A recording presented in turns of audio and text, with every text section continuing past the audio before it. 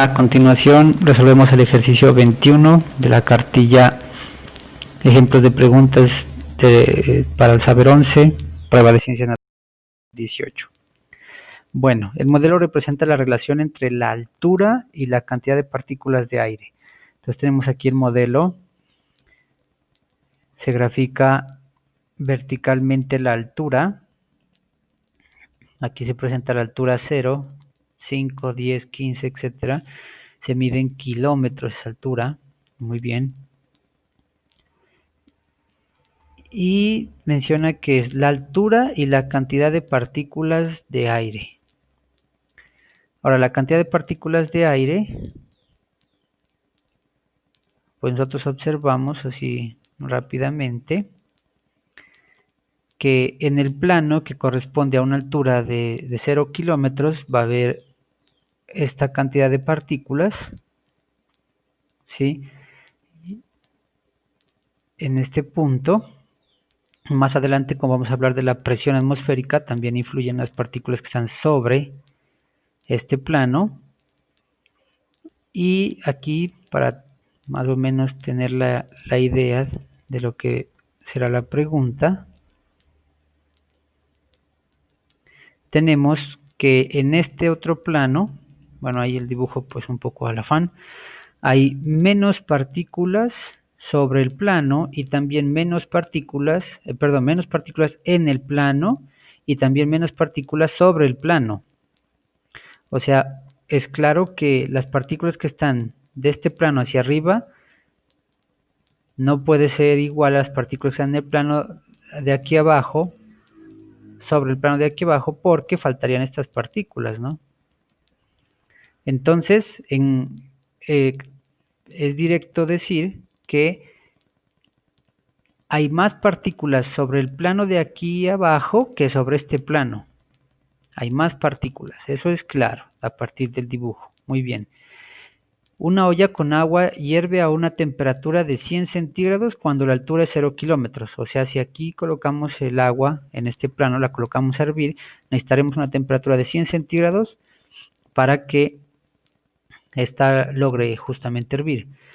Teniendo en cuenta que el punto de ebullición corresponde a la temperatura, entonces, teniendo en cuenta que el punto de ebullición corresponde a la temperatura a la cual la presión de vapor del agua igual a la presión atmosférica, si se pone a calentar la misma cantidad de agua a una altura de 25 kilómetros, puede afirmarse que el agua. Muy bien, entonces, no se va a calentar ahora aquí a 0 kilómetros, sino vamos a colocar acá a 25 kilómetros. Por lo que ya había mencionado, a 25 kilómetros, la presión atmosférica será menor. ¿Por qué? Porque ya no tendrá en cuenta este número de partículas que se tenía en cuenta para el caso en el cual la olla se haga hervir a 0 kilómetros. Pero acá arriba no. Acá arriba la presión atmosférica únicamente tendrá que ver con las partículas de aire que estén sobre el plano que esté en 25 kilómetros, ¿no? Las que están aquí abajo ya no entrarán a formar parte o a contribuir a esa presión atmosférica. Entonces todas estas partículas ya no. La presión atmosférica a 25 kilómetros de altura es menor que la presión a 0 kilómetros de altura. Muy bien.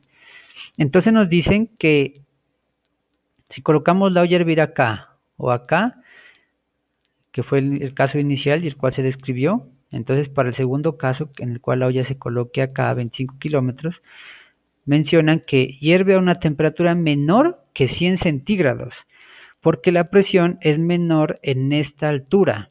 Entonces, esta parte que está aquí,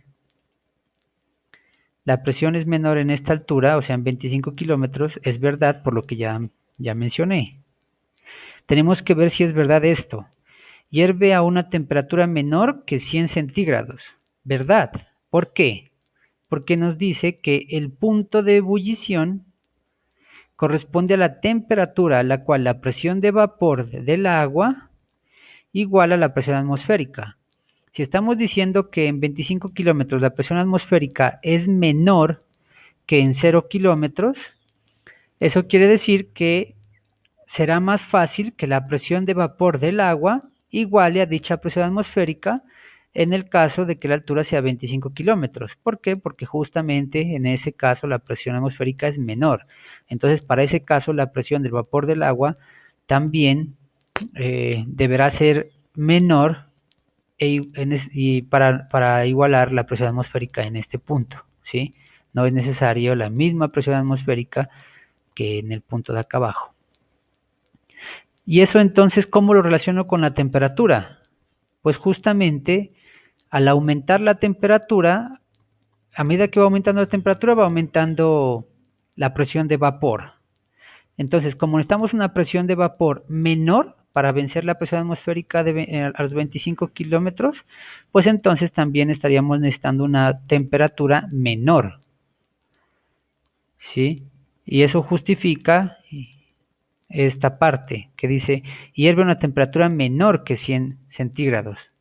Ya dijimos entonces menor que 100 centígrados porque va a ser más fácil que la presión de vapor iguale a la presión atmosférica debido a que la presión atmosférica a 25 kilómetros es menor que la que se puede medir a 0 kilómetros. ¿Listo? Entonces por eso la temperatura necesaria para que hierva el agua será menor. Muy bien, entonces esta debe ser la respuesta. Continuemos para ver por qué las otras son falsas. Hierve a una temperatura mayor que 100 centígrados. Falso. ¿Por qué? Por lo que ya se mencionó. Debido a que la presión atmosférica a los 25 kilómetros es menor que a los 0 kilómetros, entonces necesitaríamos una presión de vapor de agua menor para poderla igualar a esa presión atmosférica. Y como necesitamos una presión de vapor de agua menor, también necesitaríamos una temperatura menor, no mayor, como dice aquí. Por lo tanto, esto es falso. Porque la presión es menor en esta altura. Esto, aunque es verdad, este enunciado, la presión es menor a esta altura, sí, pero esta parte está mal. Por lo tanto, esta no es. Vamos acá. Nunca hierve, porque a esta altura hay muy poca cantidad de aire. Por el contrario, ¿no? Cuando hay muy poca cantidad de aire, quiere decir que la presión atmosférica es menor. Y por lo tanto, para igualarla con la presión de vapor del agua, será más fácil. Y será entonces más sencillo lograr que hierva. Entonces nada de que nunca hierve, es totalmente lo contrario. D. Se congela, porque al no haber aire el agua pasará a estado sólido. Bueno, aquí hay dos cuestiones. Primero que ya estamos, o sea, la pregunta nos dice que a qué temperatura, ¿no? O sea, se va a calentar esa agua. Entonces no se va a dejar que se congele, si ese fuera el caso. Pero además viene aquí esta parte, dice, porque al no haber aire, el agua pasará a estado sólido. Es un enunciado que nada ha dicho aquí la descripción del modelo, que algo así pueda suceder, ¿sí?